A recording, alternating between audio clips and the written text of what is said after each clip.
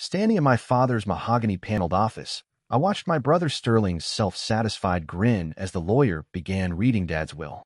The air carried that familiar mix of old leather and disappointment, the scent of every Reeves family gathering for the last 2 decades. Sterling sat there in his tailored $3,000 suit, tapping manicured fingers on the antique desk that would soon be his, along with everything else that symbolized our family's success. To my eldest son, Sterling Reeves, the lawyer Mitchell Granger announced in a tone as sharp as a judge's verdict, "I leave my entire real estate portfolio, all commercial properties, rental units, and development projects, valued at $41 million. Sterling didn't even try to hide his triumph. He adjusted the gold Rolex our father had worn for years and let out a laugh disguised as a cough. Mom's hands tightened in her lap until her knuckles turned white. Uncle Juan stood by the window, staring into the parking lot as though it held answers none of us could find. And to my son, Colton Reeves, the lawyer continued, squinting slightly at the paper, "I leave Sea Dreams, my 1987 Boston Whaler fishing boat, moored at Bayside Marina, slip number 7. The silence that followed was deafening. Even the hum of the fluorescent lights sounded loud. Sterling leaned back in his chair, which creaked under his weight, and then he laughed, loud and unrestrained. "Well, at least the loser gets something, right, Colt? Maybe you can catch your dinner with it. You'll need to save money now." The lawyer cleared his throat, uncomfortable. There are no other provisions or codicils. Mr. Reeves was very clear about his wishes.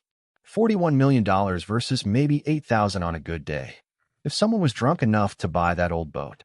It was absurd, almost laughable. But nobody was laughing. Then my daughter Penny, 16 and unshakable, stood up. "Grandpa always said the value of something isn't in what it costs," she said firmly. "It's in what it means." Sterling smirked. "Then I guess that boat means Colton gets to stay exactly where he's always been, at the bottom." But what none of them realized, not Sterling with his Harvard MBA, not the lawyer with decades of experience, not even Mom after 45 years of marriage, was that Dad never did anything without a reason. Vernon Reeves planned everything, his meals, his schedules, his backup plans, even down to researching the best brand of paperclips. And that rusty old fishing boat in a forgotten marina would end up teaching me the greatest lesson of my life. Sometimes, the smallest inheritance hides the biggest secret. Sometimes a father's love isn't counted in dollars, but in trust that his son will uncover what lies beneath the surface. My name is Colton Reeves. I'm 38 years old, and this is the story of how I inherited an $8,000 fishing boat and discovered I wasn't just my father's son. I was his partner. For 38 years, I lived in my brother's shadow, not a shade of comfort, but one that blocked out the sun entirely. While Sterling went off to Harvard and joined Dad's real estate empire, I chose construction. I chose blisters over boardrooms, hard hats over handshakes, and steel-toed boots over polished loafers. Dad called it honest work when people asked about me, though his tone always sounded more like an apology than pride. He was the man who had built an empire from a single rundown duplex bought in 1975 for $12,000. He worked nights at the lumberyard, fixed it himself, and by the time I was born in 1986, he owned 30 properties. By the time I finished high school, the number had grown to 200 across 3 states. The Reeves name was stamped on office buildings, malls, and apartment complexes from Pennsylvania to Georgia. Growing up in that house felt like rehearsing for a play where the lead role had already been cast. Sterling, 4 years older, straight-A student, the golden child, was always center stage. Mom's fridge was his personal trophy case. My grades were buried under grocery lists and dentist reminders. "Look at your brother," Dad would say, sliding a newspaper across the dinner table. 26 and already managing 10 properties. That's vision. Meanwhile, I was pouring concrete for someone else's dream. I'd come home covered in dust while Sterling came home with handshakes and headlines. He polished cufflinks. I scrubbed grime from under my nails. He toasted new deals at the country club. I iced my back after 12-hour shifts. But I wasn't bitter. I loved what I did. Construction has a kind of honesty you can't fake. Either the foundation holds, or it doesn't. No sales pitch, no spin. Just truth, measured in strength. Penny understood that better than anyone. She's been my anchor since the day she was born, 2 weeks after her mother decided a construction worker wasn't part of her fairy tale. "Dad, you build things that last," she told me once when she caught me staring at one of Sterling's glowing write-ups. Uncle Sterling just moves papers around. And she was right. Because sometimes the things that last aren't the ones built from steel or concrete. They're the ones built from meaning, purpose, and a legacy that no dollar amount can measure. Anyone can sell what already exists, Dad used to say. But you build something from nothing. Even Penny, wise beyond her 16 years, couldn't hide her confusion 2 weeks after his funeral as we sat in the lawyer's office.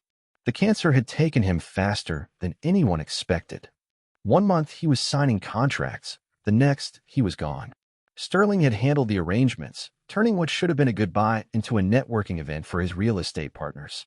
Mom sat quietly in the corner, a tissue clutched in her hand. Her black dress seemed to shrink her frame, making her look even older than 67. Your father always had his reasons, she whispered before the reading began. Even when none of us understood them, Uncle Juan stood by the window, silent as ever. He and Dad had built the business together in the 70s. Two brothers with nothing but a dream and a borrowed toolbox. Then, in the early 90s, something happened. Nobody ever said what. One day Juan was vice president of Reeves Development. The next, he was gone, running a modest contracting firm across town. They stayed cordial, showed up at family events, exchanged holiday cards, but the air between them was heavy, full of words that would never be spoken. Mr. Reeves was very clear about the distribution, said Mitchell Granger, the family lawyer, straightening his papers like a man bracing for impact. There are no provisions for contestation. What I'm about to read is final. The office suddenly felt smaller, the air thick with tension. Sterling leaned forward, already calculating future profits. I sat in my old graduation suit, wondering why Dad had insisted I attend this spectacle at all. I faced falling beams, acid burns, even a collapsed scaffold in Pittsburgh, but none of those injuries hurt like sitting there, watching my brother inherit $41 million while I got a boat worth maybe 8. Sterling rose from his chair and clapped a hand on my shoulder, wearing that practiced smirk that always made me want to scrub my skin raw. Hey, Colt, if you need gas money, just ask. Family helps family, right? Maybe we can get that thing running again, start a little fishing charter. I'll even invest. Loan you a few bucks to get started. The lawyer shifted awkwardly. If there are no questions about the distribution of assets, we'll proceed to the signing. No questions here, Sterling said, clicking his Montblanc pen. Dad knew exactly what he was doing. The next morning, I drove to Bayside Marina to see what I'd actually inherited. The security guard gave me a pitying look when I said I was there for my inheritance. Slip 7, he said, pointing down the dock. But your daddy hasn't taken her out in 5 years. Just sits there. And there she was, Sea Dreams, fading quietly at the end of the pier like an old photograph. Her paint peeled in wide flakes, bird droppings speckled the deck, and her once bright hull sagged under years of neglect. The vinyl seats were cracked, the ropes frayed, and the engine bay looked like a rust exhibit. Harold, the marina manager, ambled over with a coffee in hand. Your dad loved that boat, he said. Came here every Sunday morning till about a year ago. Never took her out, though. Just sat inside, sometimes writing in a notebook, sometimes staring at the water, probably hiding from Sterling's real estate pitches. I muttered, stepping aboard as the deck creaked beneath me. Your brother was here yesterday, Harold added. Took some pictures. Said he might help you sell it. Even offered 10 grand for it. Said he'd turn it into a planter for one of his shopping centers. The thought of Sterling turning Dad's boat into lawn decor made my stomach twist. That night, I sat in my kitchen, staring at the ownership papers. Mom called. Colton, don't be bitter, she said gently. Your father saw something in you that maybe you can't see yet. Yeah, I said. He saw someone worth $8,000.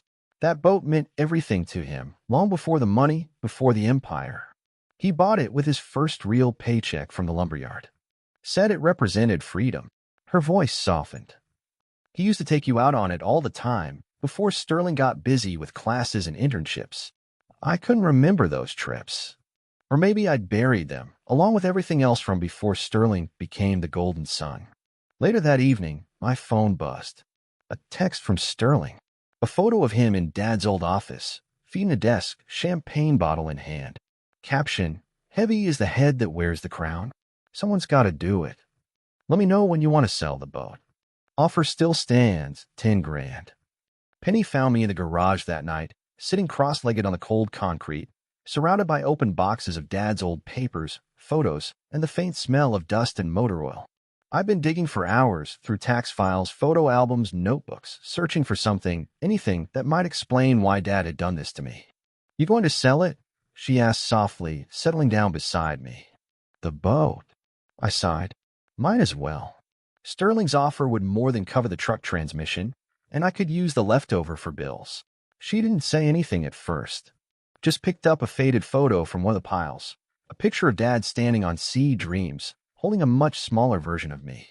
We were both grinning, sunburned, and covered in salt spray, like we just found buried treasure. "Grandpa never did anything without thinking it through 10 times, Penny said finally.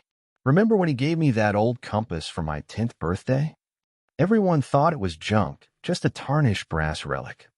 But it belonged to his father from World War II. He said it guided their bomber through 37 missions. Told me, sometimes the smallest gifts carry the biggest stories." Her words stayed with me long after she went to bed.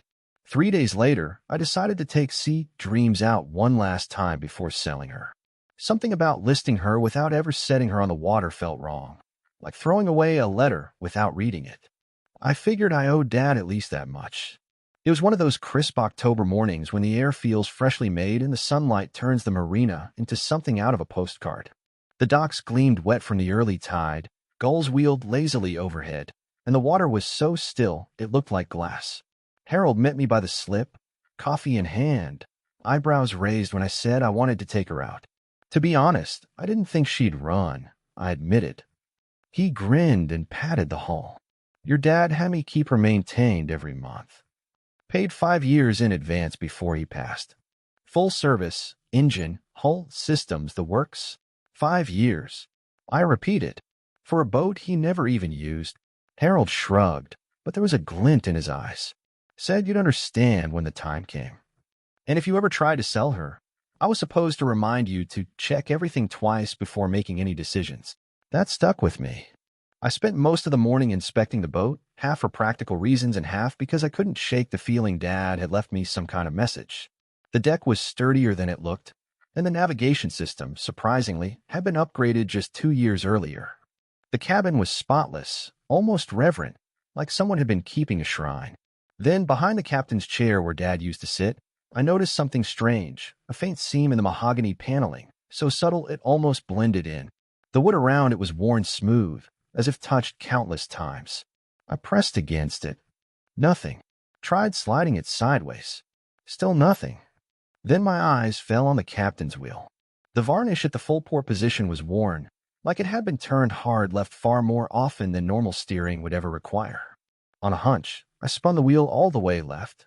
There was a soft click, followed by a faint pop from behind the panel. My heart kicked into overdrive. I pulled the panel open and found a hidden compartment the size of a briefcase. Inside sat a waterproof military-grade container, the kind used by Navy SEALs for classified gear, sealed with a combination lock. And I didn't even have to guess the code. March 18th. My birthday. Not Sterling's. Not Mom and Dad's anniversary. Mine. My hands trembled as I entered the numbers. The lock clicked open with a sound that seemed to echo through my entire life. Inside were several thick manila envelopes, a stack of photographs, and a letter in Dad's neat handwriting, the same careful script that had filled every birthday card and report card note I'd ever gotten. "Colton, if you're reading this, it means you've finally taken the helm." I sank into the captain's chair, that same seat where Dad had spent so many quiet Sundays, and opened the first envelope. Inside were incorporation documents for something called Blackwater Holdings, LLC, dated 1992. The next envelope held bank statements from an account I'd never heard of, with a balance that made my vision blur. $43 million. The third was thicker, filled with contracts and investment records for infrastructure projects across 6 states. As I flipped through them, a pattern emerged, one that made my chest tighten. Every major construction project I'd ever worked on was there. The overpass in Columbus, where I'd spent half a year tying rebar. The parking structure in Charlotte I'd overseen from foundation to finish. The Savannah water treatment plant, where I'd built my reputation from the ground up.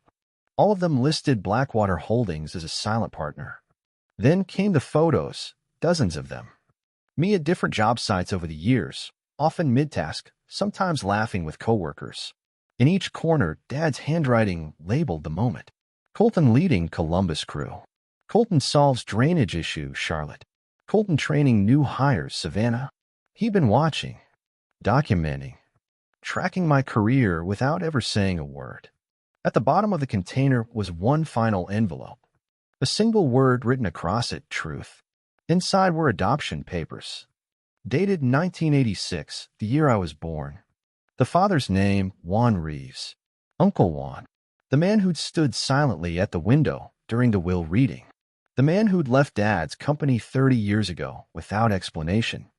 The man who'd watched Sterling inherit millions while saying nothing. Everything I'd ever believed about my life shifted at once, falling into place like a puzzle that had been upside down the whole time. I opened Dad's letter again. His voice seemed to fill the cabin as I read. Son, the real estate empire was always meant for Sterling. He needs it, the spotlight, the recognition, the applause. He measures worth in headlines and handshakes, and I've made peace with that. But you, Colton, you're like me before the money. You understand that real wealth isn't what's seen, but what's built when nobody's watching.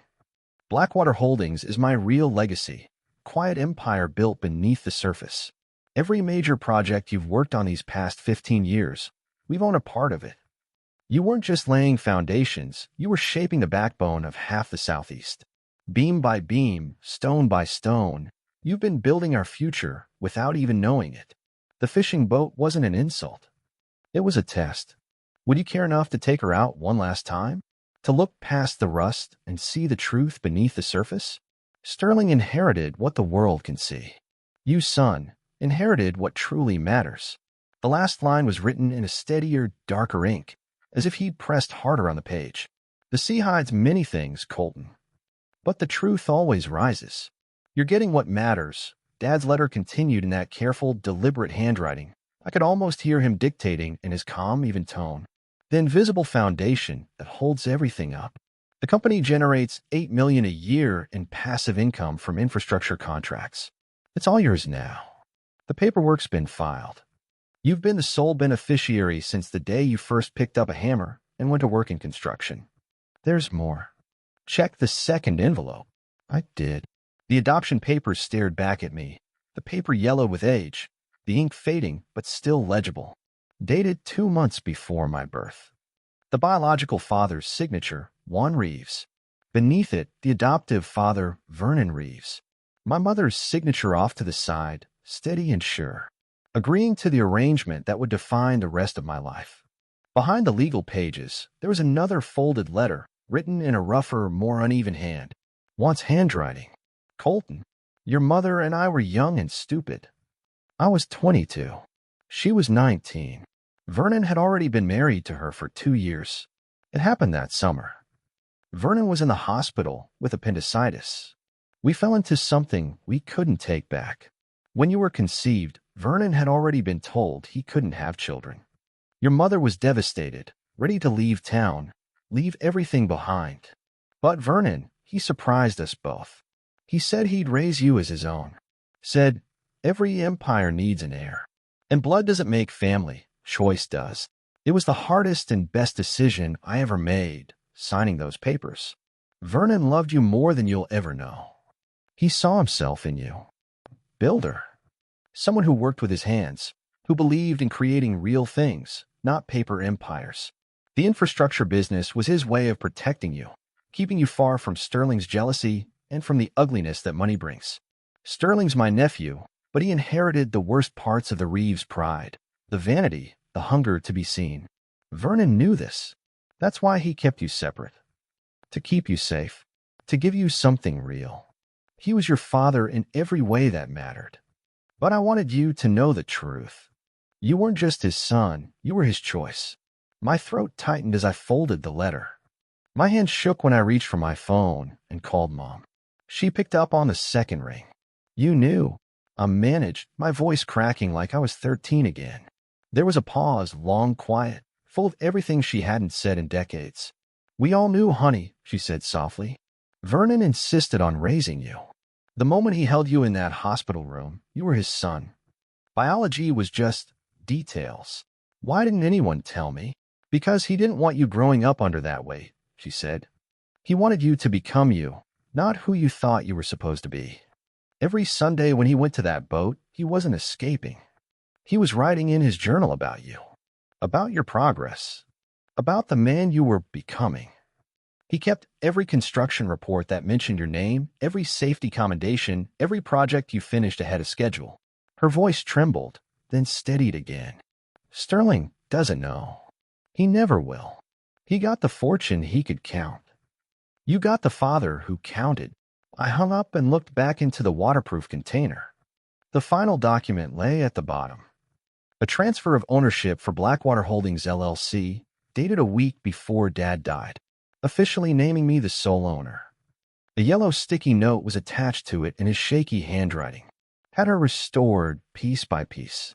Not because I needed to, but because it meant something.